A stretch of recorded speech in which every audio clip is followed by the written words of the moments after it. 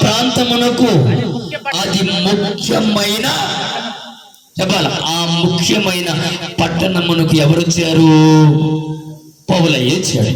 ఎందుకు చెప్పాలి?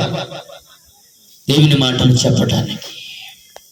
అంటే అతని పరిచర్య ఏమిటి అని అంటే వాక్యముని చెప్పి అనేకులను ప్రభు వైపు తిప్పి పరిచర్య పెట్టుకున్నాడు. అమ్మా భుజమ్మ జాగ్రత్త, నీవు వాక్యముని వినాలి. ఏది నేను ముందుగా చెప్పాను, మీరు ఏమి వింటున్నారో జాగ్రత్త అని చెప్పాడు. అవును కదా? అన్నిటి దగ్గర జాగ్రత్త ఉంటుంది కదా. అన్నిటి దగ్గర ఏముంటుంది? జాగ్రత్త. మీరు ఎక్కడికైనా వెళ్తే బైబిల్ తీసుకొని వెళ్తారా? ఎందుకు? అవసరం లేదు. దేవునికి స్తోత్రం. మరి ఏం తీసుకెళ్తావు?